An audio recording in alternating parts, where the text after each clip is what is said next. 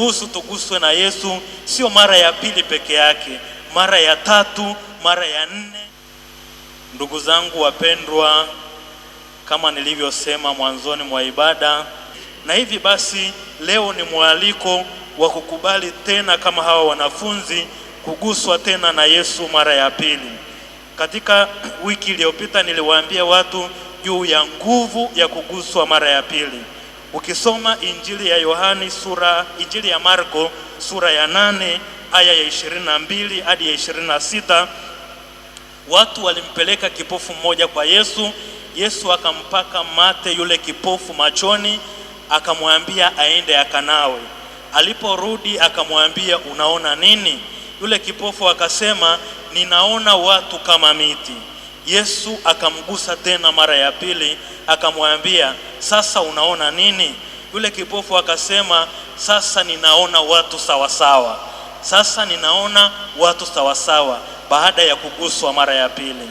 Hivyo basi na sisi tunatakiwa kama hawa wanafunzi wa leo turuhusu tuguswe na Yesu, sio mara ya pili peke yake, mara ya tatu, mara ya nne, mara ya tano, mara ya sita, hata kama ni mara ya 10, hata kama ni mara ya 20, ili tuweze kukutana tena na Mungu, ili tuweze kuwaona watu sawasawa, ili tuweze tena kuona mambo kama Yesu anavyoyaona, tuweze kubadilisha mtazamo. Yaani hata katika changamoto zetu za maisha tuweze kuona changamoto zetu kwa macho ya matumaini, kwa macho ya msalaba wa Kristo, kwamba tunaweza na sisi kufikia ufufuko katika hali yetu ya changamoto, katika hali yetu ya magumu, tunaweza kupata mabadiliko katika maisha yetu. Na hivi pia Baba Mtakatifu Yohane wa 23, Baba Mtakatifu Yohane wa 23 alipokuwa anafungua mtaguso wa pili wa Vatikano, aliwaambia wanamtaguso maneno haya. Aliwaambia, sisi kama kanisa tufungue, tuache wazi madirisha ya kanisa ili hewa mpya ya Roho wa Mungu iweze kuingia ndani.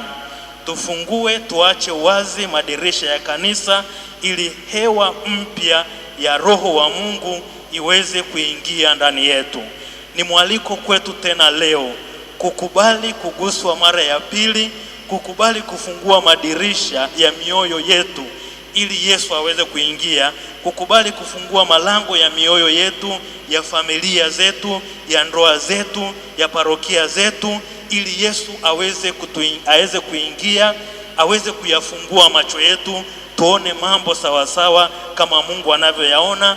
Turudi katika matumaini tena kama wale wanafunzi, mioyo yetu iweze kujawa na Roho Mtakatifu tena, tuweze kutoka na kutangaza upendo, huruma ya Mungu kwa watu wengine. Huo ndio mwaliko ambao tunapewa leo. Hatutaweza kutangaza kama Petro katika somo la kwanza kama hatutakubali sisi wenyewe kuguswa na huyo Yesu mfufuka.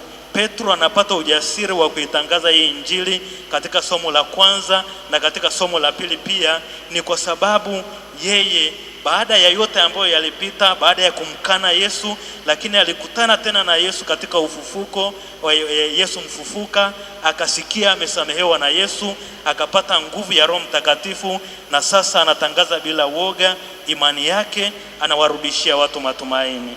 Ndugu zangu wapendwa, hivi basi siku hii ya leo tunaalikwa mimi na wewe tutafakari tena, ni wapi ambapo tunataka Yesu aje katika maisha yetu?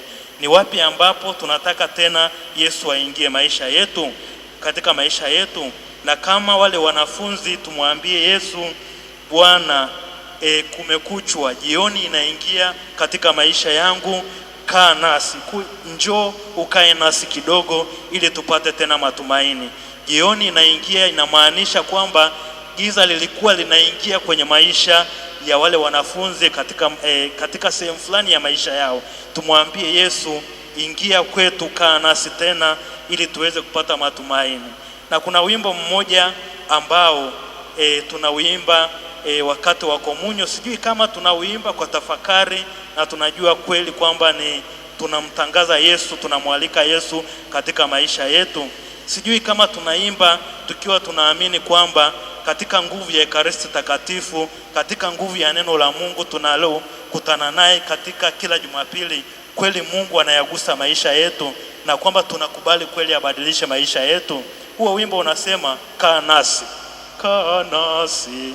katika, kaa nasi Bwana, waamini wako, kaa nasi katika neno lako,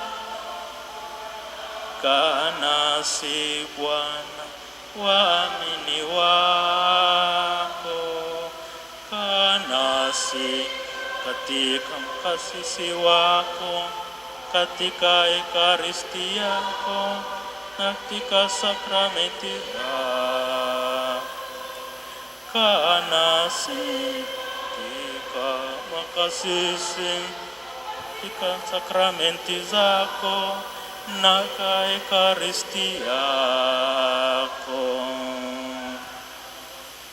Basi kaa nasi katika makasisi wako, katika sakramenti zako na katika Ekaristi, katika neno lako na katika Ekaristi yako.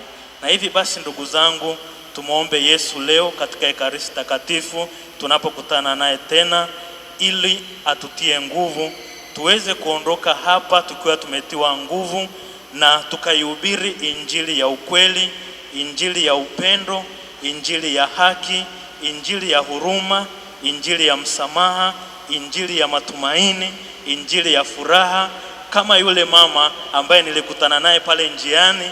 Baada ya kupata ile habari kwamba mume wake yu hai, alisema, leo ninakwenda kufanya kitu tofauti kwenye maisha ya watoto wangu. Nataka nikawatangazie kwamba nimeguswa na Mungu. Kuna mahali ambapo nimepata habari njema, nasi turuhusu tuguswe na Yesu, alafu basi tukapeleke hiyo furaha ya Kristo mfufuka kwa watu wengine.